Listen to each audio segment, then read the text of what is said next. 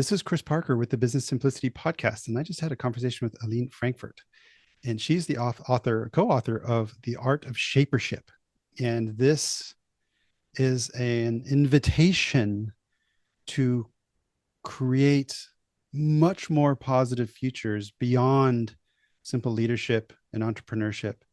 And we go wide and far and deep and get into the power of the intuition, the power of beliefs in maintaining the status quo. And we go into some different anecdotes and stories of people that have really changed the world for the positive beyond simple profit motive. It was great. So, Aline, why would it be valuable or inspirational for people to listen to this conversation? Well, maybe there are some keys for everyone who wants to, let's say, become a sort of not activist in the usual sense, but activist of their own future or life, just to find, to reclaim the power and freedom to just consciously operate some shifts in perspectives. Say, okay, maybe I'm just looking at the world in a way that encourages my life to continue the way it is, and I'm happy with it. Or maybe I'm just feeling the desire for something else, and see how much pleasure it might be to consciously choose new ways of looking at the world. And there are some keys in this podcast, I think, that we give the best we can, and with truth, and not with so much theory, more inner wisdom.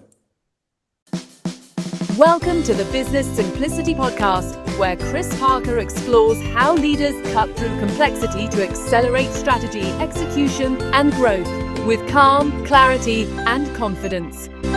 Welcome back to the Business Simplicity Podcast. I'm having a conversation with Aline Frankfurt, who is coming in from Brussels. We are part of a network of coaches called the Enablers Network, and she is involved in many things, probably too many to mention, but involved in education, in coaching, consulting, book writing, and shaping the future, or changing the perception of people to change the future. We're gonna unpack all of that. This is a gift for me, I feel, to unpack the word shapership. And earlier she said, to get beyond the cult of leadership and entrepreneurship is, I'm like, oh wow, these are just such triggering words for me. I cannot wait to discover more about shapership. And in the show notes, I will include a link to her book, The Art of Shapership. The eye only sees what the brain is ready to understand, which she wrote with Jean-Louis Baudin. Baudin. Baudouin.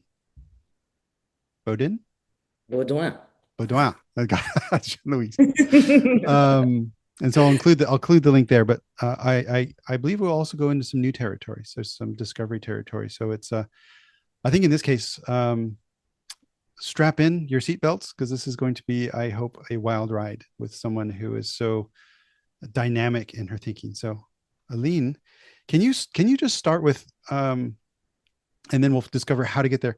What does the word shapership mean? Shapership. What is that? Yes. So shapership comes from the verb to shape, like shaping a diamond, and ship, like you have in craftsmanship or in friendship or in leadership and entrepreneurship, of course. And so the ship means, let's say, a craft or a skill in a particular field, and shapership is the art, the craft of shaping new realities.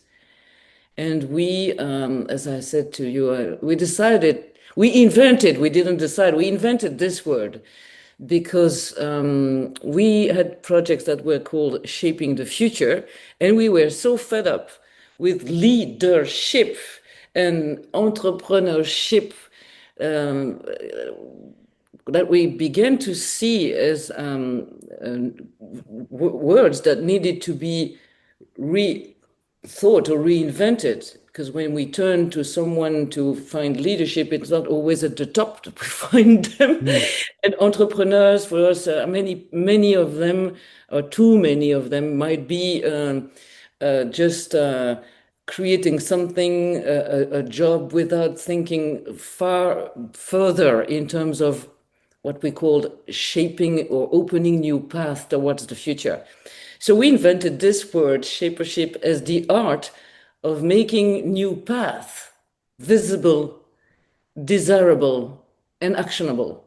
Now you might Mm. say, oh, this is what entrepreneurs do. But we started to say that maybe some people in the past and in today's world have been opening new paths that were invisible before them in fields like medicine, justice, maybe management, care, whatever. And we decided to look at the way they looked at the world and how they shaped new realities. And of course, shall I give you some Well, words on the there's already so much we can go into this. What I'm really curious is, what was it that was making you fed up about leadership and entrepreneurship yeah, that was not allowing this openness for future potentials? yes, Because you had a reaction there. You're like, leadership and yeah. entrepreneurship was failing, therefore we needed this new framing of the invitation for the future. So like, what was it that was failing in the current paradigm of those terms? To me, it's of course it's just my point of view. Just I felt that we are mixing being at the top of a company with being a leader, and status is supposed to give people, the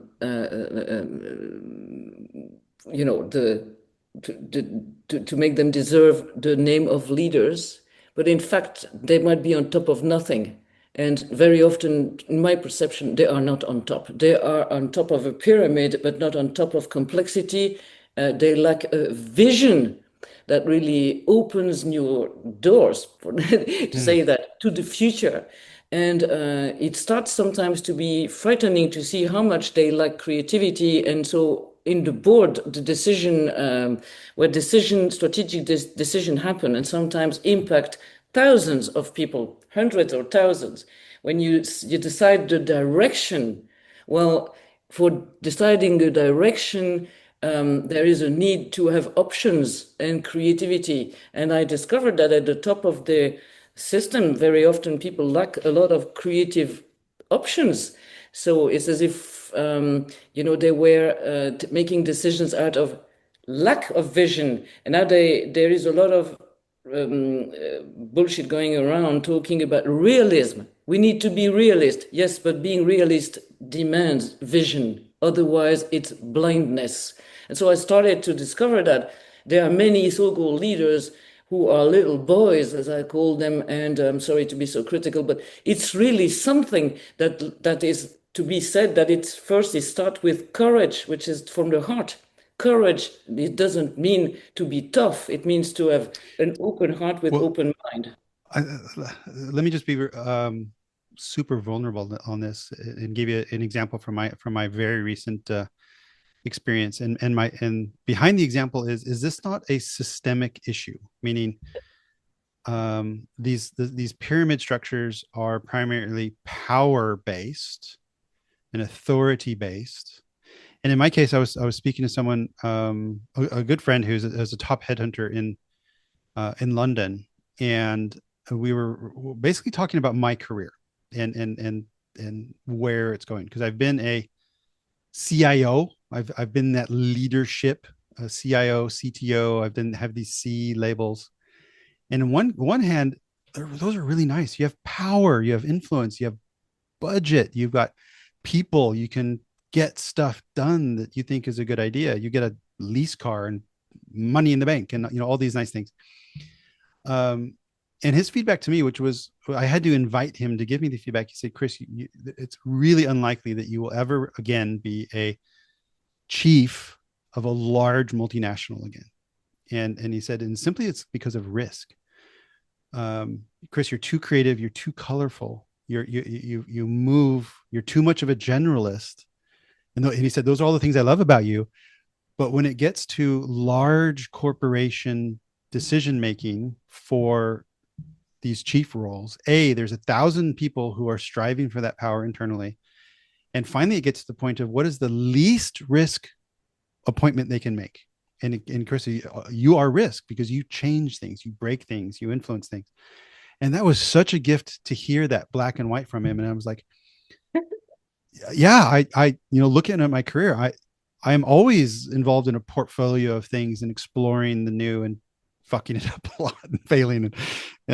So I get that. But I guess my question is it not a systemic, those little egotistical boys, as you called, and sometimes girls, and Yes, the system calls for those people in a lot of ways to be part of the operational immune system to keep things from changing. So I don't know. I think there's a systemic dimension, of course. and a need for the fresh and the new and the art of the possible. So how do you reconcile those conflicting perspectives? I think that you're perfectly right. I think I share with you, there is the system itself, the dominant system, let's put it that way. And the way the economy currently works, we're talking about this universe of companies so far. But in this world, of course, there is a chase for power. That means that you have certain rules to respect if you want to move up the ladder. And of course, obeying those rules rather than disobeying them means that at the top, you very often have the most obedient people, not the most creative ones. And disrupting the rules is an art in itself. And there are some leaders who disrupted the rules. Now, the thing is that I'm not accusing anyone. I know it's very complex to be on to be in a system like that, and you cannot be alone against the system. So how do we change the system from within? Might be a good question. But I would say, you talk about power of decisions, power of whatever. I'm saying something really stupid, but I like this idea that I'm observing myself sometimes entering even a bakery with being a customer. And sometimes when something creates dissatisfaction, I'm looking at myself, and one day I looked at myself being disagreeable, and I thought, well, who do I think I am suddenly? In power or what? And I think that we need to observe our little reactions, everyday reactions, how much power might create a certain arrogance, the illusion of being on top of something, even for a minute or whatever. So resisting power is in itself difficult. Have you seen how the faces of people change when they are in power for a long time? They don't look more alive. They look like they have lost their soul sometimes. And I say it very clearly. Go in a shop where there are very rich people and look at them. Watch how much aliveness there seems to be. What does it mean to be alive? We meet people, we know where they are alive. And there is an animation. In French, animé is a soul. It's the soul. So I'm not talking spirituality here. I'm talking just basic life. Now we put words the way you want, but what I'm interested in with all the search I'm interested in is about this power and freedom we have as human being to precisely change something which is the microcosm within our mind. I'm not talking about changing the world outside directly, but first the power and freedom to change the way we see things. And that's where I thought that the leadership, to come to your first question, leaders sometimes have lost even the entourage or the people around them, and for these little battles with plastic helmets and stages. And sometimes they start to be afraid and they don't realize they are in a power game, which doesn't mean more than power game. And life has been sucked out of those companies. And I think that it's a question of bringing it back and starting to make people feel that they can really start to feel where life is in their mind and heart and soul. And that's where leadership to me is in danger if it becomes soulless and dead. Like, I think we should be careful about that. And the second thing about entrepreneurship is not, Adam Arvidsson. Arvidsson is a Swedish guy who lives in Italy. And he wrote a book which I really admire for the difficulty of the entrepreneurs to stand out at the moment and do something that is really differentiating for the world. And I believe that entrepreneurship is great. And at the same time, a friend of mine, she's in the health business. She said, I'm going to create a company. I said, great. It's a great idea. What are you going to do? I'm going to sell this product and blah, blah, blah.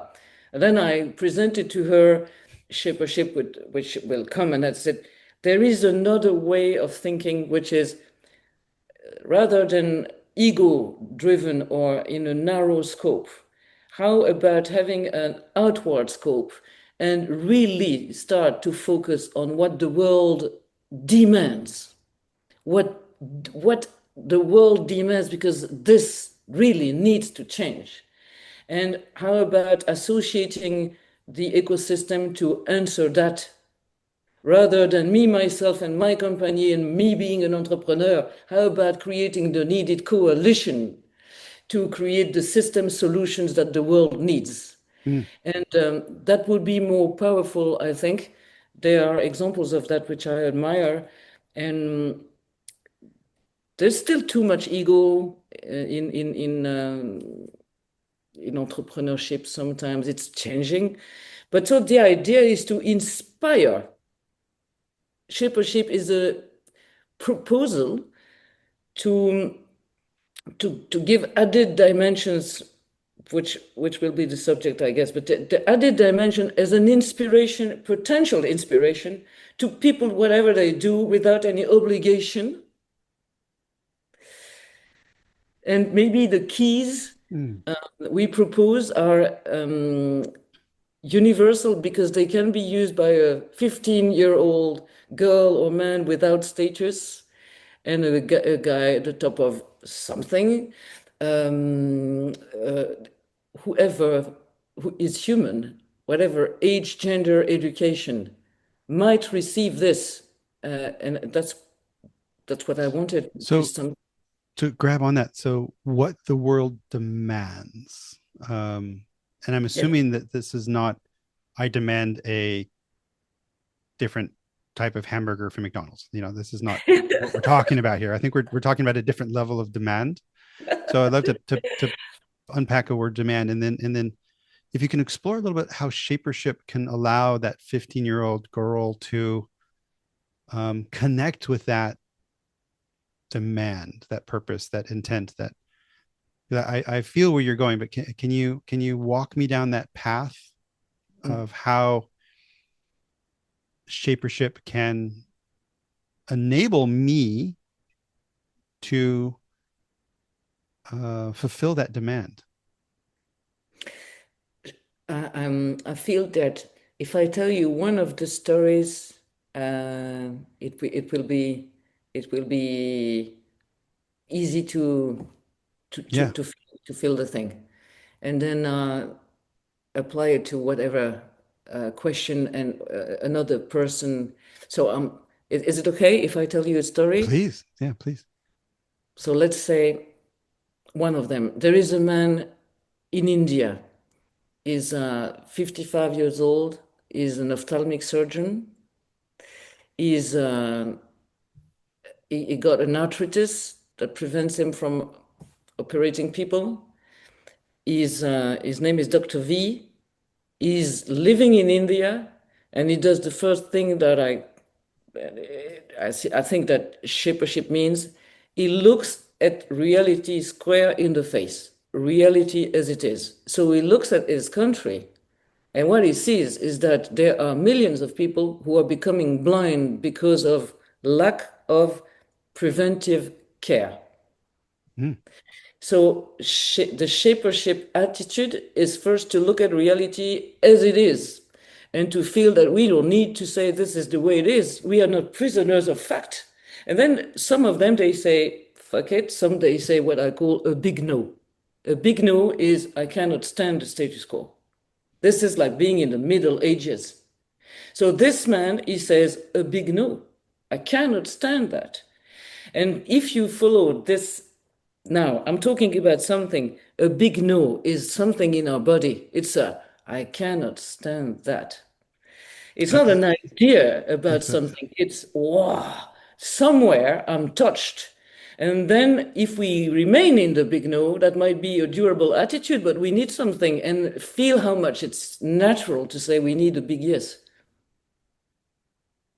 We need a big yes, which is a transformative vision. And so this man, he says, sorry, you want to ask? What just is exploding in me is, and it's core to one of my beliefs, is I see many people then get stuck in the big no, and then they get stuck in the rage against the big no. They talk about the big no, they report on the big no.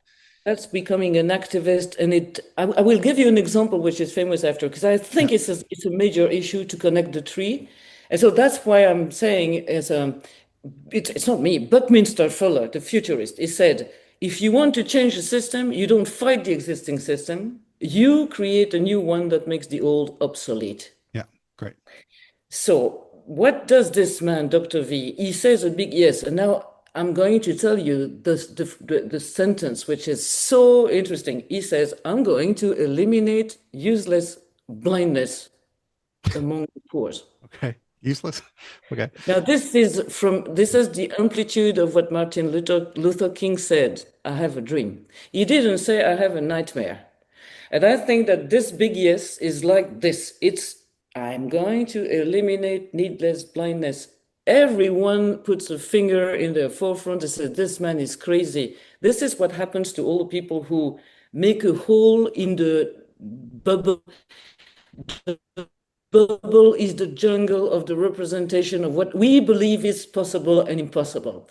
If we believe we cannot change the system, we won't do it. So what shapership is first we make a hole, and as we know, when we make a hole in a bubble, light comes in. Yeah. That creates a tension because we might be in our living room quite satisfied, and suddenly there is room coming in, and we thought we were very well with super sofa and all that, and suddenly we look and say, it looks like shit. So it creates a tension between the place where we are and a possible other world. This is typical. It's called a double vision. And so Dr. V says, I'm going to eliminate needless blindness. He has seven physicians, and he's going to make it, and that's the third part. We call it anticipative experimentation. It's reinventing the world. Because once you have a big no and a big yes, you're not going to make a timid incremental movement. You need to reinvent the things, otherwise it's weak. And so this guy is going to create alliances with all the women in rural India who often don't know how to read. Is going to create an alliance of the telemedicine centers for early diagnosis. Then the poor are too poor to come to the hospital. Is going to create a transportation to bring them there.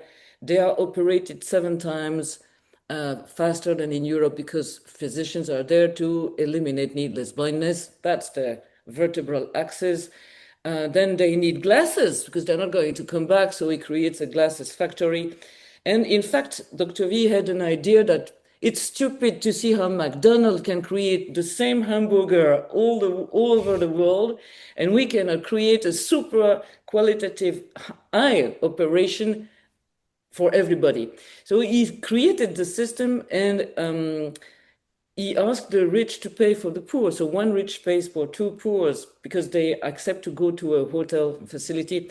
After 30 years, this hospital was diagnosed the best eye care hospital in the world. at 1% of what it costs in UK as it was evaluated, not because it's in India, because they are driven by a big yes, which is beyond ego, eliminate needless blindness. And in 2020, Dr. V is dead for long, and they decided to eliminate needless blindness in the world, Ooh. not in India. So what does that mean? They don't have competition, because you don't have competition with that purpose.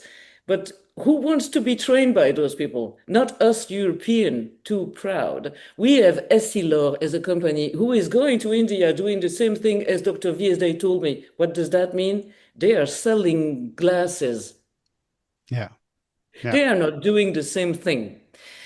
Mm. So I admire this because there is this idea that what seems impossible is made possible by people who create a movement, the coalition of actors very often, without any structure, without power. Yeah. Yeah. And they're all the same. They create a movement because what they want to see happen, the future they make visible by saying, I'm going to eliminate needless blindness. Now, I don't have the numbers in mind. He has not eliminated needless blindness, but he has taken care of 6 million people, maybe. And now there is this idea that the, the, the, the, the story I told to one man who, they manufacture plastic components for bags, whatever. And so they are in business, and bags for blood, for dialysis. In September 2024, he wrote to me, he said, I'm in Africa. I'm here, created a system for people in the middle of nowhere, in the jungle. Sometimes they lost an arm or a leg or whatever. And I have created a system inspired by all those discussions we had. And now they can take a picture of their missing arm or leg. They send it 600 kilometers away to Kinshasa, where there is a 3D factory who prints their missing member on demand for a budget that is, I think it's affordable in Africa, and they receive their prosthesis on demand. And it was possible because he created a coalition of actors among the nurses, hospitals. It was inspired by this story, and he said to me, Shapership, because otherwise he wouldn't think of it. He's not creating a business. He's creating a solution to what the world needs in Africa and the other in India. And that's the expression I use, is that we used to focus on what needs are, but what the world demands is it means it needs to happen somewhere. It's something we cannot just witness the world like that and say, my gosh, those people are becoming blind, and it means three years to live in India. I'm just witnessing this and I don't give a shit. I know some people, they say, I'm going to stand up for something. And you're right, some people stay in the know. I don't know if you remember Sidney Lumet movie, Network, which is it's a guy who there's Faden Away and another great actor, and she's the CEO of a network, and one guy, he run out of bullshit, as he says. So one day he's just getting mad, and he's telling in front of everybody, I want you to get mad. I want you to stand up and say, I'm mad as hell. And there is a famous scene, and he goes to the window and he shouts that, I'm mad as hell. And in fact, that's something, it's a big no. But in the movie, he's hired by Faden Away to say this big no all again and again. And some people are just sitting there until at the end of the movie, he's just shut down because he's making too much noise. But nobody said a big yes. There is this physician, Dr. Mukwege, who was in Africa taking care of women who were violated harshly. And I think that he did a great job until the moment that he said, I'm surprised. I'm taking care of the daughter of the woman I took care of a few years ago. And I thought maybe he never said a big yes. Yeah. He said a big no, Yeah, but he there's maybe, no alternative. Yeah. Yeah, I do remember the network movie because it's also a multi-layered, meaning there was a relationship dimension as well between yes, some people, um and indeed that I'm damn mad, and then they made a TV show out of it, and it was just that, yeah, then they started selling the no, they started pushing the no. um yes, and one of my beliefs is that the more you spend your energy on, and energy and your physical self, but also your life energy, your essence, what you focus on will grow. And if you're focusing on this no, then that no thing will just grow and grow and grow. So that's what I particularly see in politics, is they're so raging against each other, which actually just enlarges this whole dynamic of againstness. yeah. um I think to make it nuanced, because there is the no, I don't want, to the okay, I'm going to challenge the rules, which is simply say I'm not a slave to the dogma. The mhm, dogmas, that's something which is again, it's a okay, it's not because the others are doing it this way that I have to do it this way. It's not because people tell me that this is not supposed to be done that I'm not doing it. It's not because the facts seems to show that this is difficult. So it's like being prisoners, in fact, of either the facts. We don't have to obey the facts. We have to look at the facts. mhm, mhm. We don't have the truth. We have momentary truth. We have the dogmas of the past. The best practices might not be the next practices. So it's always taking the distance to say, okay, this is the way it is. What am I? Where do I stand? And then this is not enough. Then we need to open something to the way things could be. And I think this double vision, because vision is always associated with the future, but vision of the present is interesting. In an institution I worked with, which is a university, they told me, "You're right. We never said a big no, so we never said a big yes." Yeah. The system is corrupted to the max with power, far from teaching and research. And I said to them to start with a big no.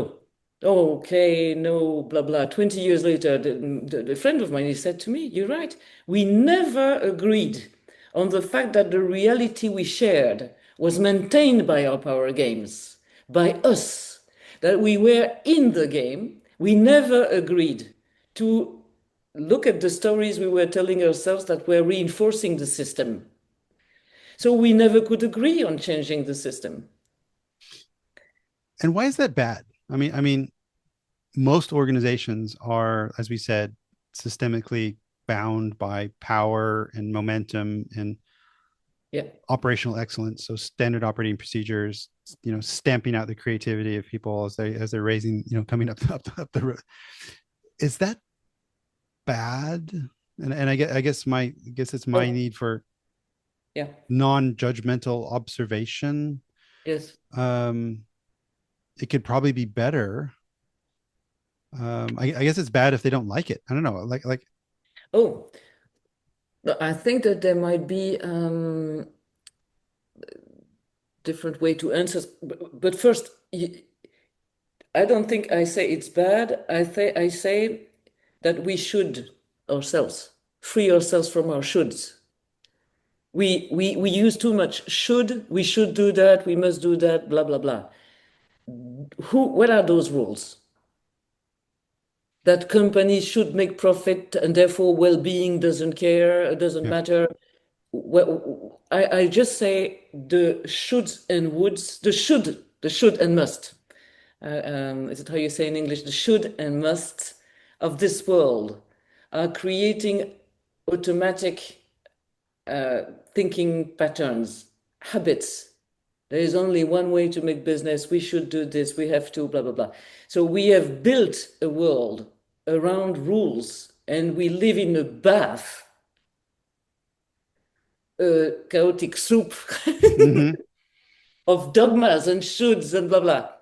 And so at the end, we repeat those things without Yeah. thinking. And I'm not saying I have the answer, but there is something to say. For some companies, like I was in the other day in a big industry, phosphate industry, they're making a lot of money. Business as usual is going fine, not as fine as before. But they are starting to think that maybe they are a bit too much damaging the environment, pretending they are in health business, in agriculture business, and making more innovative soil additive, whatever, while destroying radically the soils and blah, blah, blah, blah, blah. So there is the corporate bullshit who says everything is fine until one moment somebody like me, or some other people say, you know what? There is a difference between technological advancement and betterment. This is Daniel Schmartenberger. You might make a more powerful soil additive for industrial agriculture. That means advancement. Is it a betterment for the soil, for civilization, for food, for whatever? Not really. So at one point, our business models might have reached its the end of the fit for purpose if Yep. we consider that life is our purpose. If we consider that profit is our purpose, maybe not. But if I say, well, maybe sustaining life is a purpose different than, and it's not because we're making profit that we just consider this as an end in itself. So it depends where we put our questions. And so I don't say for everybody it's bad, it's good. I'd like to reach back into our previous conversation before we started this podcast and um, talk about the role of intuition in your belly. Because could it be that in these organizations that maybe their business models are no longer fit for purpose? Is the early indicator the discomfort within the people involved? That because I think people know this as well when they're walking through life. They're like, well, man, this something feels off here. They're like, are we sure we want to do this? Like, okay, well, I'm making my bonus. I've got my big car, but I was like, my feeling is people are aware of it. Maybe they have covered that awareness with all these shoulds and woulds and titles and things like that. So then the pain gain equation, it's not uncomfortable enough. But that discomfort, I think over time, that kind of discomfort can also manifest itself in disease in your body and disease in your organization. So it's something that's disconnected in its essence. Is that the early indicator? Like if you're feeling in your belly, something's off here for me in this space. Is that the signal, or is there other signals that we need to call Aline because we're on the wrong track here? Like what's the signal that someone would call you and say, please help us shape the future? Oh, it's a different question, Chris. The first one is I feel that if we are in good shape, more or less, we just let's say human beings are connected, minds, body and soul, or mind, heart and guts. It depends the way you want to say it. Let's say body, mind, and soul.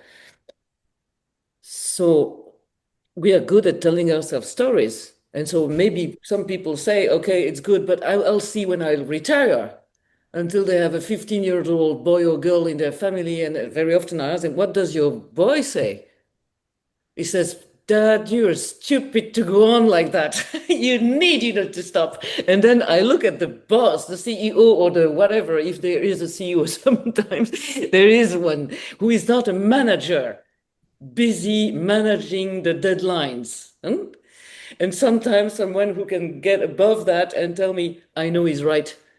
So why are you rating? What are you waiting? How old are you? Oh, I'm 55, 45 sometimes, 35 sometimes.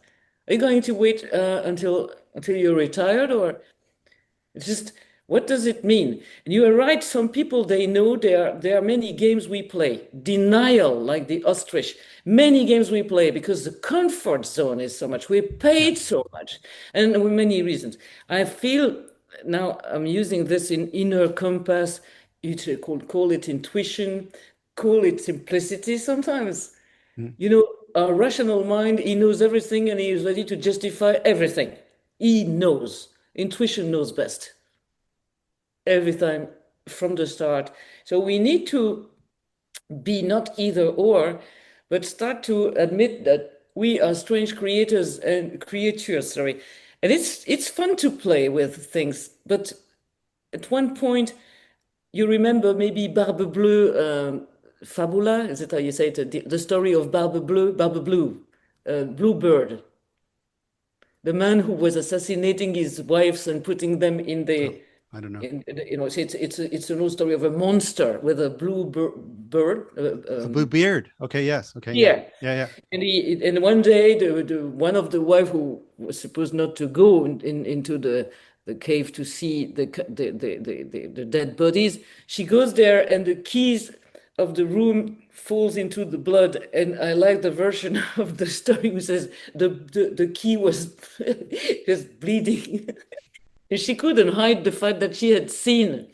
No, it's the same for us. Whether we talk about looking at reality as it is, sometimes we see things and we cannot undo, erase. Yeah. And just one word, because and then the same for the future.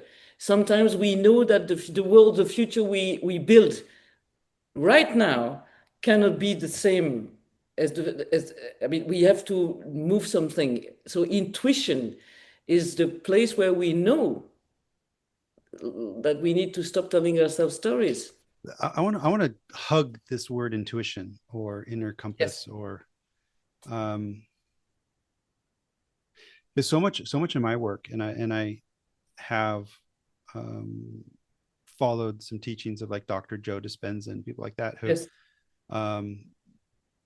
Deeply transformative, primarily meditation, mindful Yes. breathing techniques, naturally triggered psychedelic experiences, like at Dr. Joe week-long retreats. You have psychedelic experiences without chemicals. It's Absolutely. I can and it was through one of those moments when I feel I connected with my essence, my innerness, past my ego, past my fear. And it took me a couple week-long events to actually realize how much fear was driving my decisions. And so if you get past the ego, past the physical body, and then you're left with what's left. Is that also where the big no comes from? Because I think your repulsion, like if you're really there and if you're truly in touch and you're holding those bloody keys, you cannot ignore the big no. Is that where it's found, or am I just projecting my journey? No, I resonate with what you say very much concerning the first, the idea that expanding the realm of our connection with whatever we call consciousness, reality, etc., true, whatever we do, meditation, experiences of expanded awareness show us how much our daily awareness is restricted and narrow by our rational mind. Which is okay, but there is so much beyond that we need to understand that beyond is a lot. And that's the connection with fear and desire. In French, sidération and désir is exactly the opposite. The sidération is being paralyzed and fear, and desire is the opposite.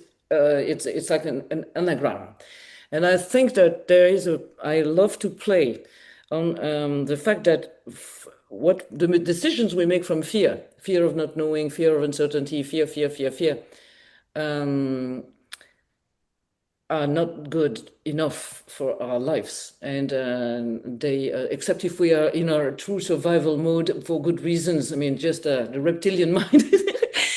Otherwise, I believe this is more interesting to play around the desire. Let's say, for instance, a young boy comes to me, say, wow, I have a fear of lacking money, the fear of getting bored, the fear of being employed and having a career that doesn't mean meaningful things for me, the fear of what moment? What is your desire? So what does the fear indicate about what you want? Yeah. More. And this articulation might be sometimes very useful, because what we say a big no to, as we know, is very often saying a big no to open some space to something we absolutely want. It's like IC plus V, images, sensations, emerging emotions, and voices. We are not, we are ambivalent beings. We might have a certain fear of being stuck in our comfort zone and liking it quite a lot and not feeling ready to go, but at the same time finding that we might aspire to something more alive and blah, blah, blah, blah, blah. So it's not as if we were shifting like that, but beyond fear, as you have lived, and I lived it too, strangely enough, suddenly we are very cool. Yeah. It's just that there is a difficulty to connect what we now know about the universe and the large the breadth of our essence.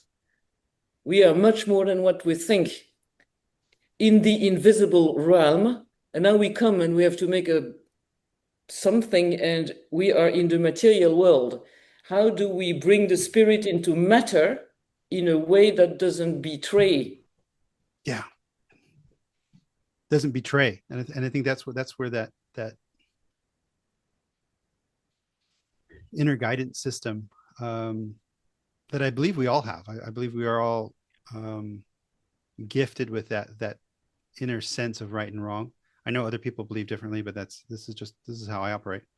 Yeah. And does shapership, like, okay, when you're connected to that deeper self, and you become aware of the potentiality of vastly greater, this is where I guess that visioning can come in, that you can then poke that hole in the illusion and then see a potential future that is beyond the shoulds and the musts and the must nots, and it's beyond all of this I guess tapestry of control. Well, as you say, to give you an example of that, there's a man in the chocolate business with whom I worked who has made the tour of the world alone on a ship, sails. I mean, he has courage. He's in an industry as a system which is locked in a certain way of functioning, maintaining poor producer on one end, supermarkets on the other, and in the middle there are people who buy the chocolate to make pasta, and then 6 industrial who sell the chocolate, Côte d'Or, blah, blah, blah, then bean to bar, some of them. And what it takes to talk about the intuition and so on is that we talked about what is before we talked about opening or making a hole. He's the CEO of a company. There are people behind with jobs. And so I think we managed together to have a dialogue about what does it mean to look at what is and say, is this what you want? No, but I mean, just this is how it is. And where do you look? First, you look at the dominant system. Where are the people at the edge, as you say, Chris, earlier? I looked at people who are fed up with the system, who are already making a revolution in their own country, in Peru, in Africa, whatever. You know, like the Dr. V. There are people in chocolate making that. What are they doing? They are saying, fuck industrialists. We never taste our own chocolate and we are poor. We are fed up with that. And so when we look at the different realities, while a world is crumbling, our world, while a model is reaching a certain stage of maturity, there are always different places where the future is emerging. And we need to be aware that the future is not in time. It's here now. So we look at these things, and then we could say, okay, we are not we don't want this relationship of power with the poor people and maintaining this. And we opened a vision for them, with them, on the future they wanted to create, which was so far from where they are and needs so much coalition, and it's not going to be done like that. So it has to be worked. And then we created the portfolio of initiatives that would allow them to shift the system. In the meantime, the factory was destroyed by the flooding, and they were giving money to the producer. And I heard a journalist interview the workers in the factory. What do you think about your company giving money to a producer and finding new ways to support them while you were rebuilding your factory and you're nowhere? And they said, you know what? We said a big no and a big yes. That's our project. What was the big no and big yes then? Like they were. The big no was to the power relationship. Yeah. Okay. And the big yes was for a new type of company built on. I don't remember. Yeah. So they're taking the moment to reinvent completely. Yeah. Yeah, and they are now, they gave up fair trade, which is finding ways to proudly say we redistribute part of our money to poor people. They said we're going to help them live. So we're going to find a way to interact with them differently. So it's they rebuilt the factory. They are starting to get out of the big distribution. I mean, they are strategically trying to find a way to be coherent with their big no and big yes, with people behind them who are proud, not proud members, but proud contributors to the world in a way, and say, we took position. We're not copying anyone. Now, I think that this is about courage several times, the courage to look at things and say, instead of being like the ostrich putting our head in the sand, recognize we decide every day to buy the coffee we buy, to buy the chocolate we buy. We vote for a world. Now, I'm saying that it's good. We don't have to be under self-surveillance all the time, but there are times in our lives, moments, where we say, I feel I'm starting to be sick, as you say, or sorry, or sad, or so what is the life I want for myself and for the rest of us? And not everyone is going to be Martin Luther King and change the world. Some are changing the family, 3 people around them, 4, 5, we don't have to. Just pick your big yes. I think I do want to get to that question of what is the trigger for people to call you, but before that, I want to see if I can sync up or assimilate our different work, because I work on simplicity, and one of the artifacts I have is I have this simple business design canvas. Yes. And across the top, it starts with purpose, and I know purpose is an abused word, but intent, impact. Who's your customer, what's your product or service, and then what's the emotional journey. So, and what I really try to do is, and it's so fun to working with a leadership team, I have them write their stories separately. So I have them answer these questions separately, and then I confront it back to them. And it's astounding how rarely anything is really synced up or aligned. And then what I look for is where are they violently agreeing or violently disagreeing. And violently, I mean completely. And the reason I look for the violent agreeing is because there could be a false dichotomy there as well. Like, okay, you guys all believe this, and it could be fundamentally wrong. So let's pull that out.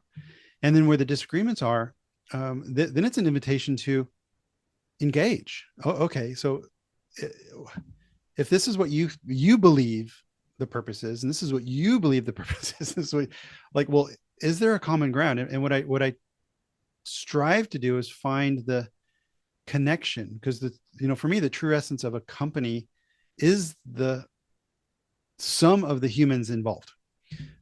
Because if it's not, then it's just pure marketing, it's greenwashing or something like that. Because if they're not actually living it and breathing it, then the people involved will know it's inauthentic, and the people outside will know it's inauthentic.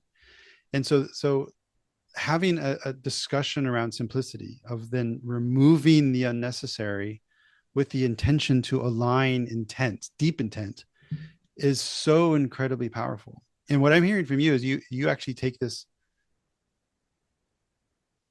a huge step further and say, that's great. And the art of the possible, the potential, is even beyond what you've thought about on this canvas, in this conversation. And I love that, because what I do feel sometimes is the gravitational force of now can keep people in an orbit that's really close to the comfort zone. And what I'm hearing from you is that there is a way of engaging with something more, something better. And I love that. I'm just trying to sync up our two practices in our works. I think we have a lot in common. Just I'm going to tell you a very short. May I tell you a short story? Yeah.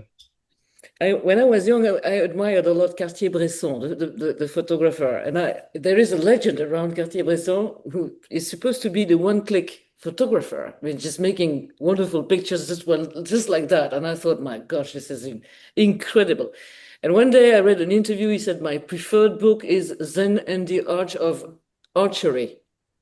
Oh, okay. Japanese boom.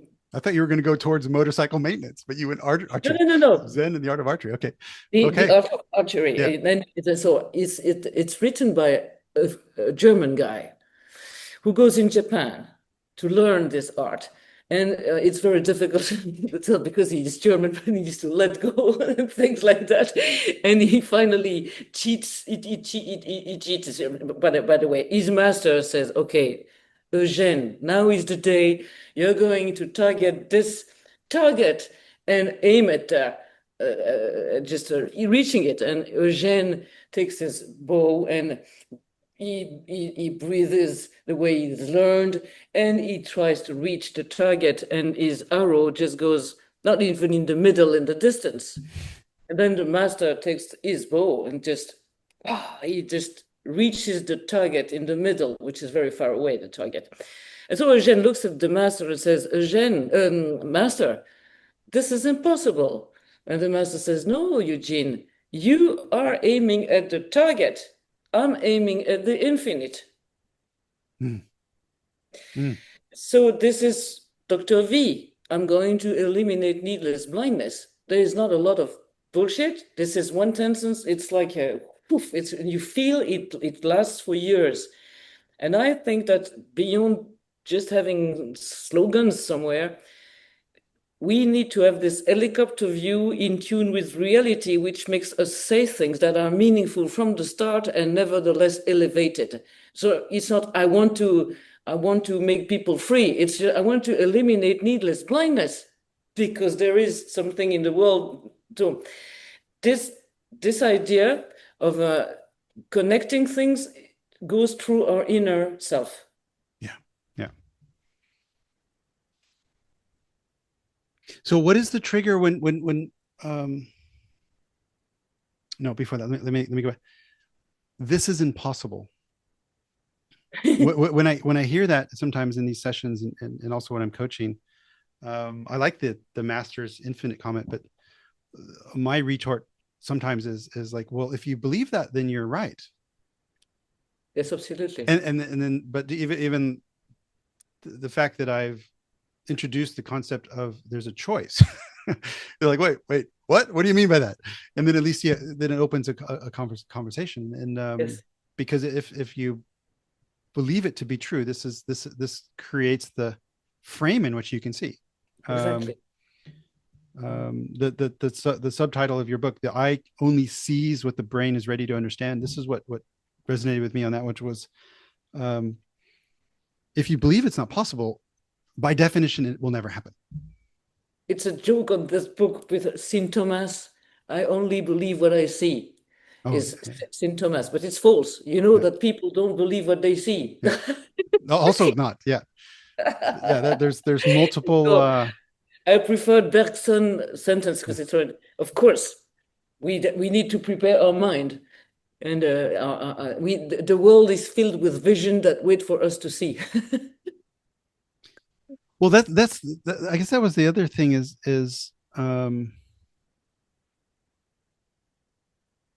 I think it's not that we have to invent or create these dramatically new ways of living and existing. For me, what resonates with me more, and I can't really articulate it, is it's more that we are remembering them, or we are connecting to the existing potentiality. The potential for Dr. V to do that has always been there. There was nothing that was fundamentally disallowing it. It was just a matter of him looking at the pattern slightly differently. And if you look at the pattern slightly differently, then something else emerges. So it's maybe, I don't know. I guess with the artist's way and those types of things, where this inner voice of creativity that emerges from us, it's coming from somewhere deeper. And if you get rid of this ego and this body, and you become in tune with it, maybe inspired by this big no, then you're willing to be brave enough to say, what about that? Like, why not that? That's a much more simple way of doing this. This makes much more sense to me, even though it's counter to what we've experienced so far. There's a lot of questions behind that, I think, because there is the notion of deep wisdom inside of us, or deep knowledge, or accessing a field of whatever we call it, consciousness, or let's say wisdom, sometimes inner wisdom, local knowledge. And a friend of mine is working with the Kogi Indian at the moment, and they obviously have preserved a connection with the living world that we have lost a lot. And I know that even in Europe, we were connected much more than we think with the plants and rituals and sacred world and dimensions we have a bit lost. So we probably, like Stonehenge and all the sites in the world, are demonstrating that we had a knowledge that was astronomic, cosmological, and energetical. Anyway, we need to reconnect with things. But at the same time, I have the feeling that we need to reintegrate old wisdoms, and at the same time to reconsider everything we told ourselves in terms of progress, and find a way to invent our access to a new level of humanity. I don't know what it means, but it's not going back to something we were, to me. It's disenveloping ourselves from who we believe we are. Disenveloping. Some sort of act of unlearning or disenveloping. Let's go with that. Yeah. It's like going in pilgrimage, it's just getting rid of things, and at the same time looking forward to some things. How can we invent some? I'm not talking about inventing some technology. I'm to say clearly that I think that we need to find ways to access our own humanity up to another level, and that might be something that gives us this solidarity that is needed now, interplanetary. Yes. You just used the word access, not create. Yes. So is that intentional? Meaning that there is another evolution of humanity in existence that we need to access. That's kind of what I feel as well, but I just I can't articulate it. it's because to come back to what we said earlier, if let's say in the years 80, a guy wrote the l'homme neuronal, so the neuronal man, pretending that from the activity of our brain cells, consciousness was emerging. Mhm. And this was the truth. Now, hundreds of scientists have talked about the post-materialist paradigm, proving that our brain is a good filter, and that when we deactivate more or less the filter through whatever we use, meditation, blah, blah, blah, we expand the access to more, what Akashic field consciousness information, whatever. Now, the thing is that it's obvious for us to say that the orchestra is not in the radio, but we might change the frequency. Now, I believe that post-materialist, let's say, proto-truth, the truth, that this is the truth I believe in. And it changes everything because it means that we access, we don't create, but at the same time, we also have our own unconscious, whatever. So, by the way, and you know that sometimes we access much more knowledge than we can integrate in our own life. Yeah. So we are living double lives, as if we were more advanced on another on another plan. Yeah. And then suddenly we come back and we just jump on the person who just says something that we disagree with. So our wisdom and our deep essence is far beyond this little ego who is trying to exist painfully in this material world sometimes. And my question is, when I say I'm in an alchemist quest to bring spirit into matter and bring matter up, so we need to find ways to live this world as spiritual beings in charge of letting life go through us and stop to be obstacles. But by the way, I'm not making my whole food myself. I sometimes need a transaction. I sometimes work with, it's complicated. So accessing is something.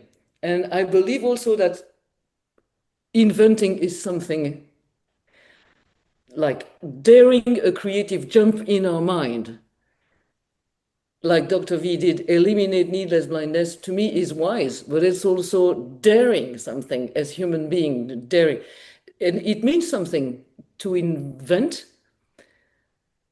A friend of mine is currently working with Pakistan from Brussels.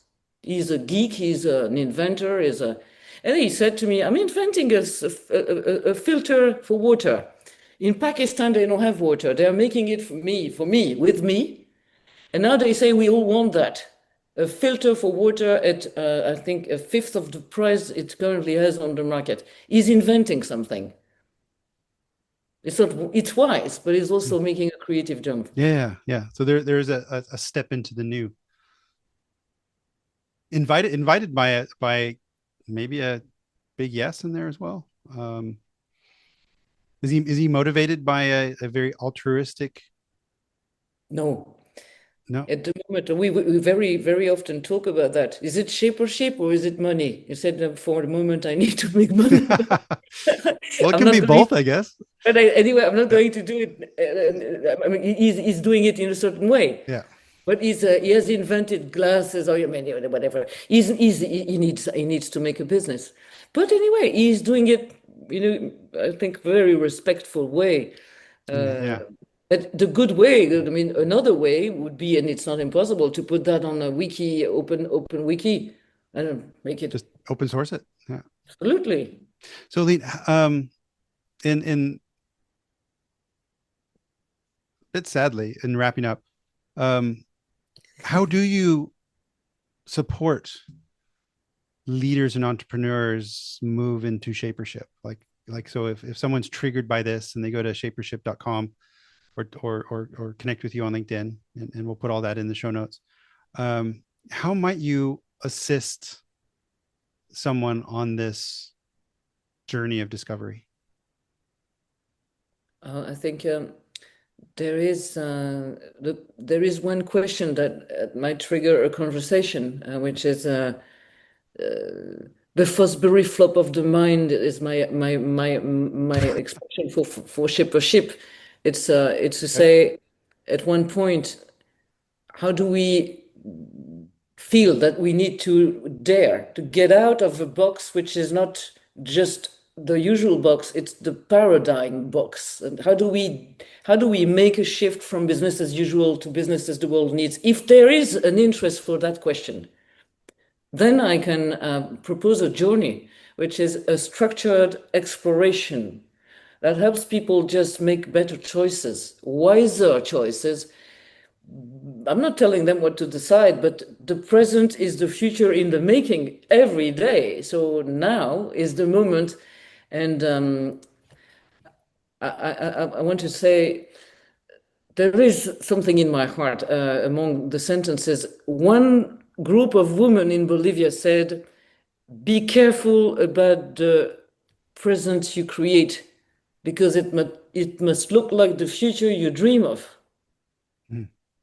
So if you feel that the present you create is the repetition of some old SOS, so same old solutions, and if you prefer to save our soul, SOS, then okay, I think a conversation is worth having to enrich the people who are going to decide about your community of work, how to challenge the narrative that you maybe not even notice, and the limitations, and open the space so that you will be, well, proud and aligned with your own intuition that something needs to happen, and be creative for good.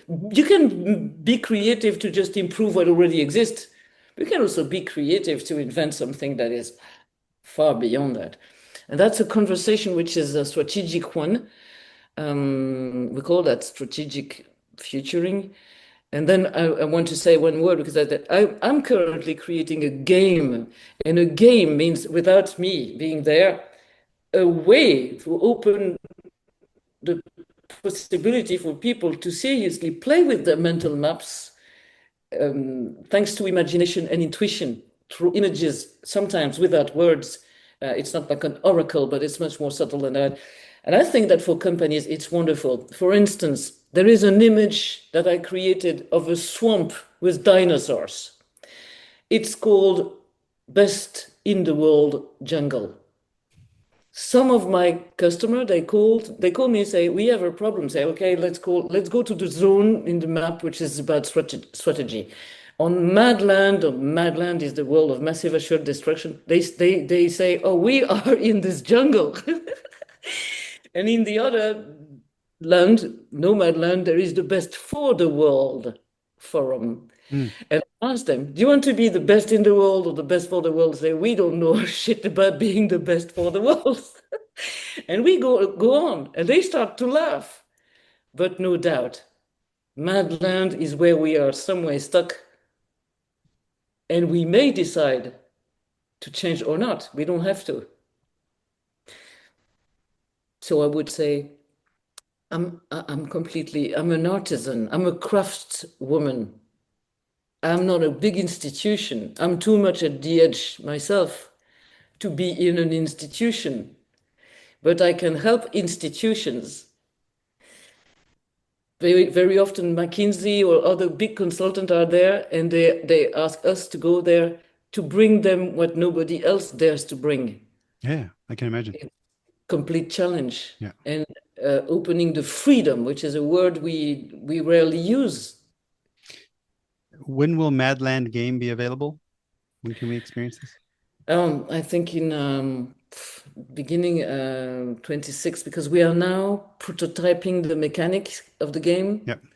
And we had the first session, and the people were lost for 20 minutes before they started to really play it. So we are correcting this, and but I'll have in the following conversation with you. I think I'll show you something. Where No, we great. are. And if you need a prototype playing group, I'm sure I could. It sounds Yes, really yes. fascinating. So,